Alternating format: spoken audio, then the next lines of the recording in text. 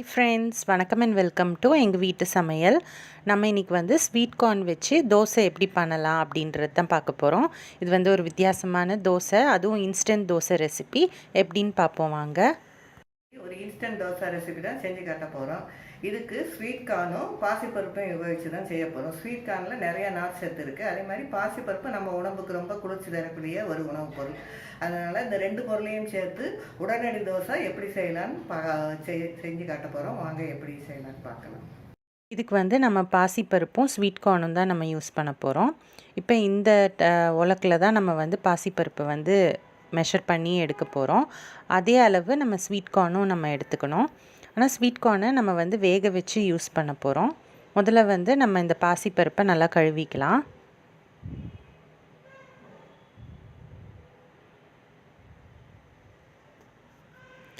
இதை வந்து நல்லா கழுவி இதை வந்து தண்ணி ஊற்றி ஊற விட்டுருங்க. இது வந்து ஊறுற நேரத்துக்குள்ளே நம்ம ஸ்வீட் கார்னை வந்து இட்லி குக்கரில் வச்சு அதை வந்து வேக வச்சு எடுத்துடலாம். ஸ்வீட் கார்ன் வந்து வெந்த பிறகு அது ஒரு கிண்ணத்தில் உதுத்து எடுத்து வச்சுக்குவோம். ஸோ எந்த அளவு நம்ம பாசிப்பருப்பு ஊற போட்டோமோ அதே அளவு நம்ம வந்து ஸ்வீட் கார்னும் எடுத்து வச்சுக்கலாம். இப்போ வந்து ஒரு மிக்சி ஜாரில் நம்ம வந்து பச்சை மிளகா 3லேருந்து 4 சேர்த்துக்கலாம். 2லேருந்து 4 பல் பூண்டு, ஒரு 4 சின்ன வெங்காயம், கொஞ்சோண்டு கருவேப்பிலை, இதை வந்து நம்ம சேர்த்துக்கலாம். ஒரு துண்டு இஞ்சியும் சேர்த்துக்குவோம். இதை ஃபஸ்ட் வந்து நம்ம அரைச்சிக்கலாம். அதுக்கப்புறம் நம்ம ஸ்வீட் கார்ன் வச்சுருக்கோம் இல்லையா, அதையும் நம்ம வந்து சேர்த்துக்கலாம்.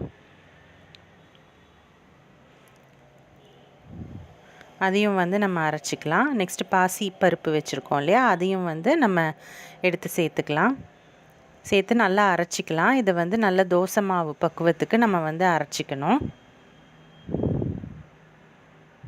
இந்த மாதிரி நல்லா ஸ்மூத்தாக அரைச்சிக்கணும். அரைச்சி ஒரு கிண்ணத்துக்கு ட்ரான்ஸ்ஃபர் பண்ணிக்கோங்க. இது வந்து ரொம்ப நேரம் நம்ம வெளியில் வைக்கக்கூடாது, வச்சுருந்தா புளிச்சிரும். ஸோ நம்ம வந்து அரைச்சோன்னே இதை வந்து ஊற்றிக்கலாம். இப்போ வந்து தேவையான அளவு உப்பு சேர்த்துக்குவோம். ஒரு 3 ஸ்பூன் போல் அரிசி மாவு சேர்த்துக்கலாம்.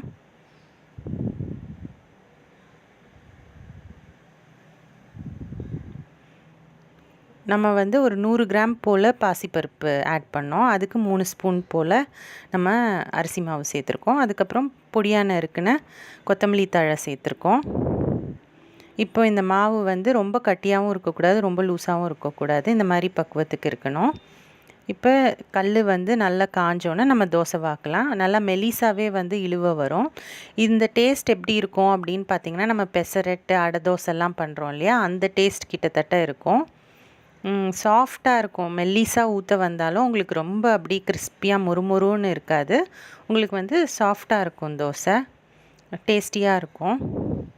ஸோ நமக்கு இட்லி தோசை மாவுலாம் இல்லை அப்படின்னா நம்ம வந்து இதை உடனடியாக செஞ்சுக்கலாம். புளிக்க வைக்கணும்னு அவசியம் கிடையாது. இன்ஸ்டண்ட்டாக நம்ம வந்து சுட்டுக்கலாம். பாசிப்பருப்பும் நமக்கு ஸ்வீட் கார்னும் இருந்தால் போதும். நல்லா மெல்லிசாவே நமக்கு வந்து தோசை வாக்க வரும். நம்ம இன்னொரு தோசையும் நம்ம போட்டு பார்ப்போம்.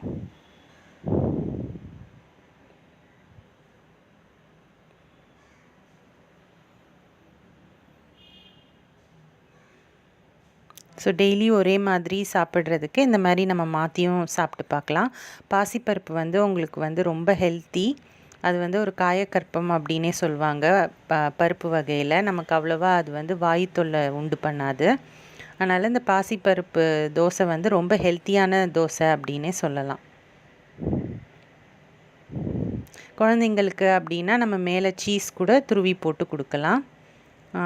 ரொம்ப நல்லாயிருக்கும். ஸோ டெஃபினட்டாக ட்ரை பண்ணுங்கள். ரொம்ப ஈஸியான ரெசிபி. ட்ரை பண்ணிவிட்டு உங்களோட ஃபீட்பேக்கை எங்களுக்கு கமெண்ட்ஸில் போடுங்க. இந்த வீடியோ உங்களுக்கு பிடிச்சிருந்ததுன்னா லைக் பண்ணுங்கள், ஷேர் பண்ணுங்கள், சப்ஸ்கிரைப் பண்ணுங்கள். மறக்காமல் பெல் பட்டனையும் டேப் பண்ணுங்கள். அப்போ தான் எங்களோட ரெகுலர் அப்டேட்ஸ் உங்களுக்கு வந்து சேரும். தேங்க்யூ.